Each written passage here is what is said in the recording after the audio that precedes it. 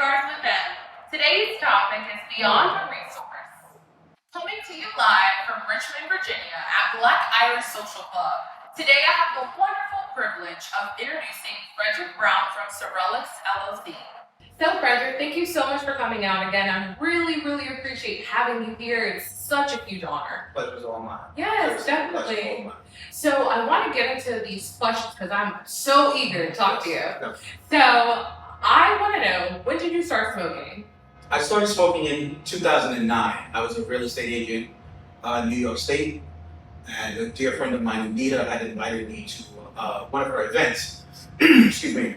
And I came and I smoked my first cigar. It was a house blend, and I loved it. It was just, I knew I belonged there. Right. just seeing other successful, happy, prominent Black people there, I knew I belonged, and I've loved it ever since. It's been something that I've incorporated into my business, my personal life, and it's who I am. Yeah, I totally agree. Let me tell you, like, once you smoke one cigar, once you go there, it's no turning back. You don't go back. Yeah, no. Not at all. In your book, you talk about new cigar smokers, but specifically you mentioned cigars that are great for new cigar smokers. Personally, what do you think are two that new cigar smokers should automatically try? I know that's making it a hard question. I'm of all of those, I'm very partial to Connecticut's. Yes. That's the one cigar that I always tell people when they want to start out.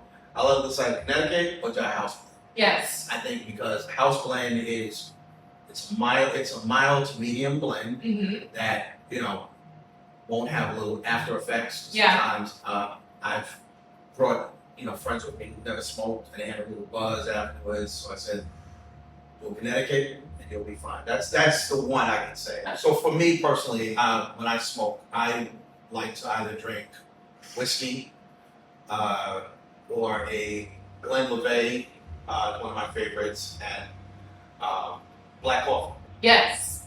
I tell people black coffee is the best, overall the best to drink with a nice cigar. And a lot of people tell me I'm crazy. Yeah. But for me, it's a Glenlivet, nice whiskey, or Uncle Nearest. Okay, I like Uncle Nearest. Yeah.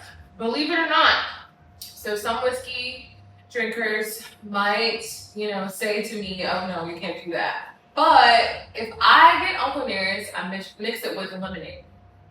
I've never done that, but I'll be doing it right after. It's really good. So with the history and etiquette of cigars, this book isn't just for the new cigar smoker. It's also for the cigar smoker that's been smoking for, let's just say, 20 years. At least from when I read it, I felt like it was something for everybody. Do you feel that same way? And also, is there anything in your book that you think is particular to someone who's been smoking for a while? The intent was for everybody because what I never wanted to do when I published it was to have it speak over me. Right. I didn't want it to speak over people that never smoked cigars, and I didn't want to act like I know more than people that have smoked cigars longer than I've been alive. Right.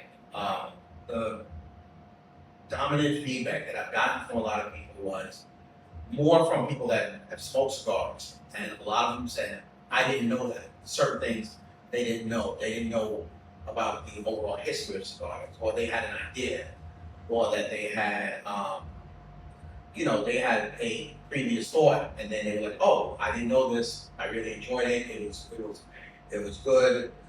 So this is for cigar smokers that have smoked cigars from gas stations to the finest cigar lounges in the country. And again, like I said, the overall impression that I got was a lot of people really enjoyed it.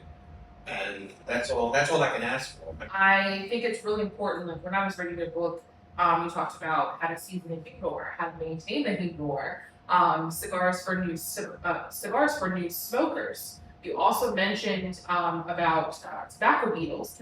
There's so many books that I've actually read myself just trying to educate myself always with more knowledge about cigars. And some of the books really leave out tobacco beetles, and that's a real thing. We obviously don't want to have those, but if you don't take care of your cigars, then you can have issues like that. Yes. I really like the fact that in your book you really wanted to break it down for folks, as well as talking about gifting cigars. So for someone who's a new cigar smoker who isn't really sure, okay, I'm smoking cigars, and I'm new to this, I'm going to different cigar lounges and all of those things, but I want to gift a friend a cigar, and they're not a smoker yet. I'm trying to pull them in.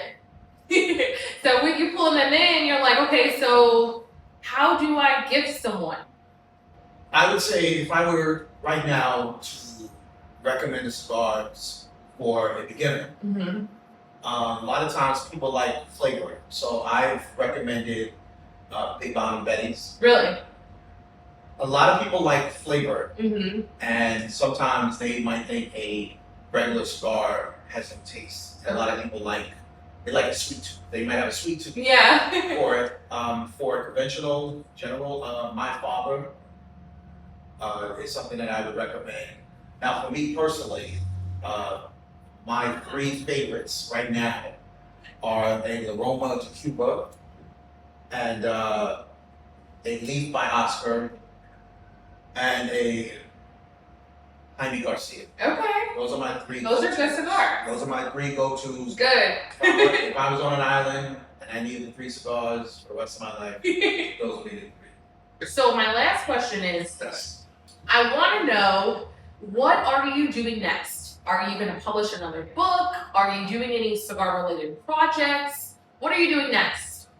Well, in terms of publishing another one, not for the foreseeable future. Okay. I feel that earlier this year I was featured in the article on ebony.com. Yes, I saw the article. It was great. Thank you. I really appreciate that, and I've been getting a lot of inquiries asking me to do events, walkthroughs, things of that nature. So I'm just going to concentrate and just, while I'm traveling, just meet as many good people as I can and just continue to smoke and enjoy. Yeah, Yes. it sounds like a good plan. Well, thank you so much for coming. Again, the I pleasure was all really, really appreciate you, and it's been a pleasure to have you here. Thank you. I would love to say some special recognition.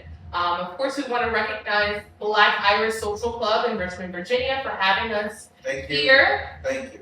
We also want to say a wonderful thank you, huge gratitude to Mr. Frederick Brown Thank you. for thank you for coming, and thank you guys so much for watching Cigars with Them. It's always been a pleasure.